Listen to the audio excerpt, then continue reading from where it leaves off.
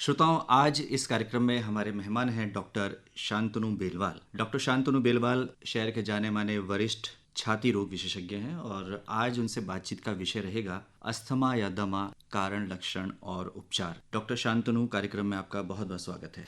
धन्यवाद अनिल जी। नमस्कार सभी श्रोतागणों। डॉक्टर शांतनु, आज हम विश्व अस्थमा दिवस मना रहे हैं। ये बहुत ही महत्वपूर्ण दिवस है। हमारे श्रोताओं को बताएं कि क्यों ये दिवस मनाया जाता है। विश्व दमा दिवस मनाने का मुख्य कारण यह है कि लोगों में इस बात को जागरूक करना या अवेयरनेस फैलाना लोगों में कि यह बीमारी क्या है और इसका उपचार कितना आसान है। और आज के इस युग में जब हमारे पास प्रभावकारी दवाइयाँ उपलब्ध हैं और इस बात की जानकारी लोगों तक जितना पहुंचाई जा सके उतना अच्छा है कि दमा क्या है और इसकी दवाइयाँ कितनी आसानी से उपलब्ध हैं और कितना बेहतर तरीके से इसका इलाज किया जा सकता है।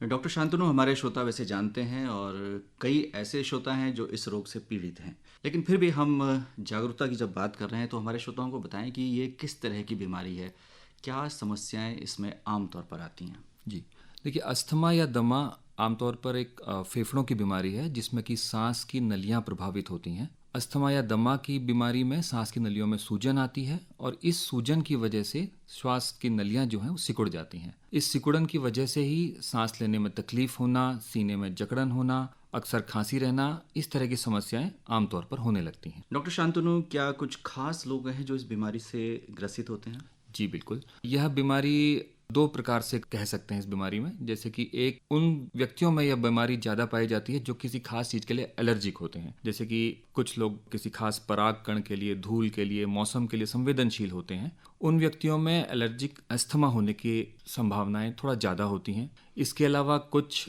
ऐसे व्यक्ति होते हैं जिनको किसी खास व्यवसाय में रहने से या किसी खास तरह की दवाइयों से, सुगंध से अस्थमा ट्रिगर हो सकता है। उन लोगों में इस तरह की बीमारी आमतौर पर पाई जाती है। डॉक्टर शांतनु, जिस तरह से प्रदूषण बढ़ रहा है तो क्या प्रदूषण भी एक कारक हो सकता है इसका। जी बिल्कुल, आज के इस दौर में जब प्रदूषण का स्तर बहुत ज़्यादा बढ़ चुका है और यह एक मुख्य कारण उभर कर आ रहा है अस्थमा के ट्रिगर में भी और इसको बढ़ाने में भी, और हमें इससे बहुत बचाव रखने की जरूरत है। कारणों पे आगे चर्चा करेंगे, लेकिन एक आम व्यक्ति कैसे ये समझे कि उसको, यानी वो संशय करे, संदेह करे कि उसको अस्थमा या दमा हो सकता है। जी, बहुत अच्छा क्वेश्चन है।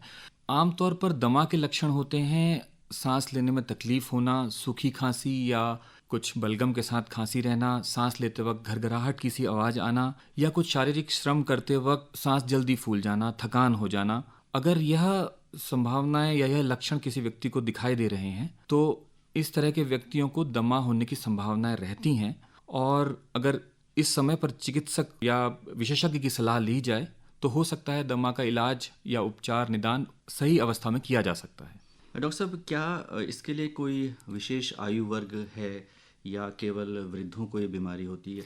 आमतौर पर बच्चों में भी ये पाई जाती है, हमने देखा है। जी, अस्थमा या दमा की बीमारी लगभग सभी उम्र के लोगों को प्रभावित करती है, और क्योंकि यह एक वंशानुगत बीमारी है तो इसलिए यह बहुत छोटे बच्चों को भी पाई जाती है और अधिक या वयस्क लोगों को भी यह बीमारी पाई जाती है। तो बच्चों में भी अगर सांस लेने में घरघराहट की आवाज़, थकना, खांसी रहना लंबे समय तक है तो उनमें भी दमा के बारे में सोचा जाना चाहिए। और इसी तरह से वयस्कों में अगर नई तरह की खांसी, सांस लेने में तकलीफ हो रही है तो उनको भी दमा के लिए दिखाना चाहिए या विशेषज्ञ की सलाह लेनी चाहिए। डॉक्टर साहब, आपने आरंभ में चर्चा की थी एलर्जिक अस्थमा, तो क्या दमा या अस्थमा के कई प्रकार हैं जिनको क्लासिफाई किया जा सकता है। जी बिल्कुल, एलर्जी एक मुख्य कारण है अस्थमा होने का, और ये अगर कहा जाए तो सबसे आम कारण अस्थमा का एलर्जिक अस्थमा ही कहा जाता है, जिसमें किसी भी तरह से एलर्जी हो सकती है। परागकण से, धूल से, प्रदूषण से, किसी खास तरह के फंगस से, नमी में रहने से, बंद कमरों में रहने से, किसी खास तरह के सुगंध के परफ्यूम से, इन सब से एलर्जिक अस्थमा कहा जा सकता है। इसके अलावा कुछ नॉन एलर्जिक अस्थमा भी कहा जा सकता है, या जिसमें एलर्जी कारण नहीं होता है। इसमें जैसे सीजनल अस्थमा, किसी खास मौसम में अस्थमा होना, या किसी खास व्यवसाय के माध्यम से अस्थमा होना, या कुछ व्यक्तियों में एक्सरसाइज इंड्यूस्ड अस्थमा भी होता है। तो यह अलग अलग प्रकार हैं अस्थमा के। तो एलर्जी के अलावा भी होता है, बट आमतौर पर ज़्यादा समय अस्थमा का कारण एलर्जी माना जाता है। डॉक्टर शांतनु, हमारे श्रोताओं को बताएं कि क्या इसके लिए कोई खास जांच या टेस्ट है।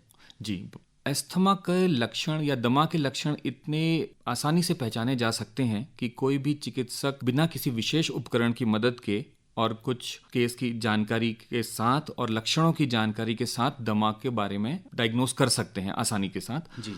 इसके अलावा अगर हम तकनीक की बात करें तो जो आसानी से उपलब्ध तकनीक है जिसमें स्पायरोमेट्री है या peak expiratory flow rate machine है, इसके माध्यम से भी दमा का आसानी से पता लगाया जा सकता है। जी। अब हम इलाज की बात करते हैं। डॉक्टर साहब, किस तरह का इलाज इसमें दिया जाता है? क्योंकि कई बार हम देखते हैं कि बहुत लोग लगातार खांसते रहते हैं या उनको सांस लेने में दिक्कत आ रही होती है, तो तुरंत किस तरह से उनको राहत मिले, इसके लिए डॉक्टर किस तरह का उपचार देते हैं? आजकल दमा के लिए बहुत ही प्रभावकारी दवाइयाँ उपलब्ध हो चुकी हैं। इसमें बहुत अहम रोल सांस के माध्यम से ली जाने वाली दवाइयों का है, जिसमें हम इनहेल्ड स्टेरॉइड्स कहा जाता है जिनको, जो कि एक कम मात्रा में सांस की नलियों में जाकर के तुरंत ही आराम पहुंचाती हैं।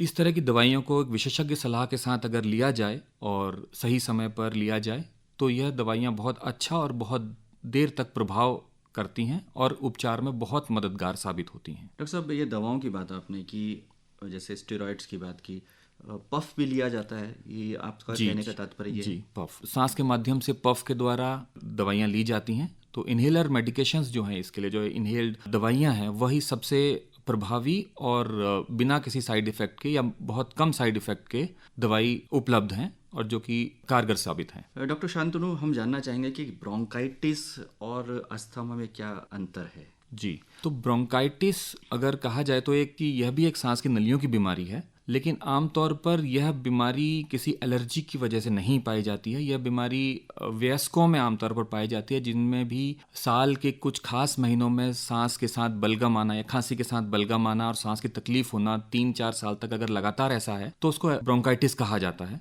ब्रोंकाइटिस भी एलर्जिक और नॉन एलर्जिक हो सकती है, पॉल्यूशन से अफेक्ट हो सकती है, बट उसका उपचार और निदान अस्थमा के साथ थोड़ा सा भिन्न है। उसमें भी इनहेल्ड मेडिकेशन या पफ के द्वारा दवाइयाँ ली जाती हैं, बट एक लंबे अंतराल के लिए उसमें दवाइयों को बदलना जरूरी होता है। जी। डॉक्टर शांतनु, अब बात करते हैं परहेज की। इसमें किस तरह के खान पान की आप सलाह देते हैं? जी, ये बहुत ज़रूरी है परहेज या रोकथाम के लिए, दमा के लिए। तो जैसा मैंने बताया, दमा का ज़्यादातर कारण एलर्जिक या कुछ खास ट्रिगर्स की वजह से होता है। जैसे अगर किसी व्यक्ति को परागकण या धूल से एलर्जी है तो उनको उन ट्रिगर्स को पहचानना चाहिए या उससे दूर रहना चाहिए। रेगुलर जिनको अस्थमा है उनको अपनी दवाइयों को सही तरह से और सही समय पर सेवन करना चाहिए। उनको पता होना चाहिए कि अगर वो इनहेलर हैं तो वो क्या वो सही से ले रहे हैं। आमतौर पर देखा गया है कि एक बार लेने के बाद वो लोग इनहेलर को तकनीक को लेना भूल जाते हैं और दोबारा उनको ट्रेन करने की ज़रूरत पड़ सकती है।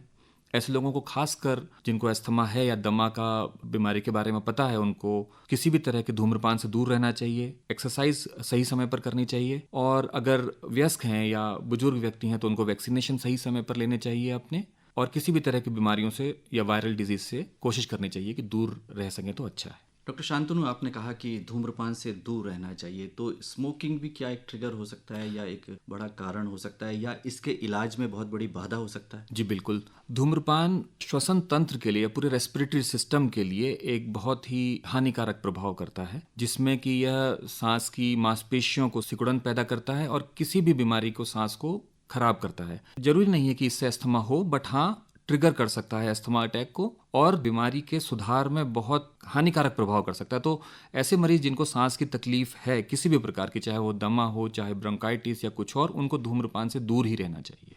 अब हम डाइट की बात करते हैं, खान पान की खास तौर से, तो क्या सलाह है आपकी?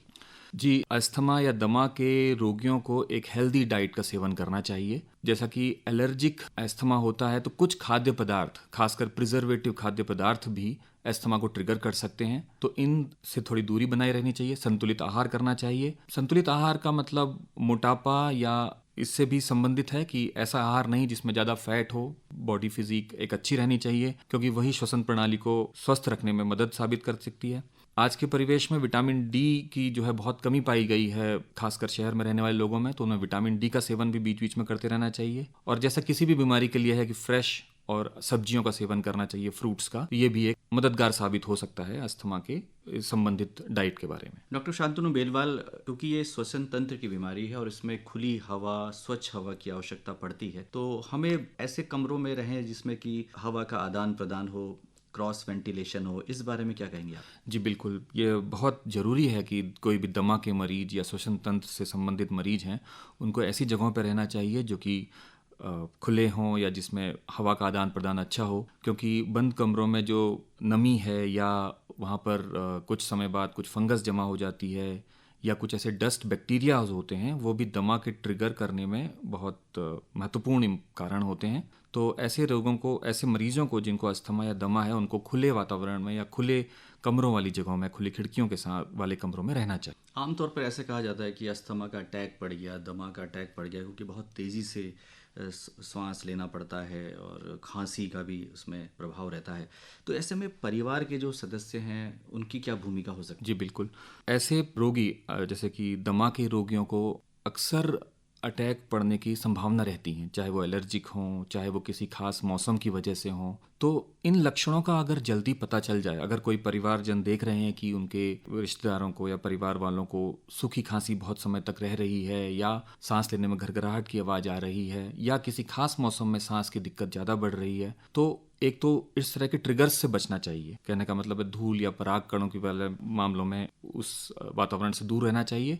और दूसरा, सही समय पर, या यही एक समय रहेगा जिस समय पर विशेषज्ञ की सलाह लेना और शायद इनहेलर्स को बदलने की ज़रूरत पड़ सकती है। तो यह बहुत महत्वपूर्ण है कि परिवार वाले सभी लोग इस बात से या इस बीमारी से जानकारी रखें और सही समय पर उपचार के लिए विशेषज्ञ को संपर्क करें। अंत में हमारे श्रोताओं को क्या सलाह देना चाहेंगे कि हम दमा या अस्थमा जैसे रोग से कैसे बचाव कर सकते हैं? जी, अंत में इस बदलते परिवेश में, इस आजकल के वातावरण में जिसमें प्रदूषण की मात्रा बढ़ गई है, खाद्य पदार्थ भी हम ये नहीं कह सकते संतुलित हो रहा है, मिलावट भी काफ़ी ज़्यादा है। तो इस समय पर यह एक ऐसा समय है कि जिसमें दमा के रोगियों की संख्या में बढ़ावा देखा जा रहा है, चाहे वो बच्चे हों या वयस्क हों। इसमें हम यही कर सकते हैं कि एक तो अपने आप को संतुलित आहार और संतुलित परिवेश में रखें, इन चीज़ों से थोड़ी दूरी बनाए रखें, धूम्रपान जैसी चीज़ों से। और इन लक्षणों को पहचानना कहीं मुश्किल नहीं है। सांस में किसी को अगर खांसी लंबे समय तक है या घरघराहट की आवाज़ है, या बच्चों को खासकर अगर फिजिकल एक्टिविटी के साथ सांस फूल जाती है, और अगर इस बीमारी या इस लक्षणों का सही समय पर पता चल जाए, तो यह बीमारी बहुत अच्छी दवाइयों से और प्रभावकारी तरीके से इस पर काबू पाया जा सकता है। डॉक्टर शांतनु बेलवाल, आज आप हमारे इस कार्यक्रम में आए और अस्थमा कारण, लक्षण और उपचार विषय पर आपने बहुत ही महत्वपूर्ण जानकारी हमारे श्रोताओं के साथ साझा की। आपका आकाशवाणी स्टूडियोज़ में आने पर बहुत बहुत आभार, धन्यवाद। बहुत बहुत धन्यवाद।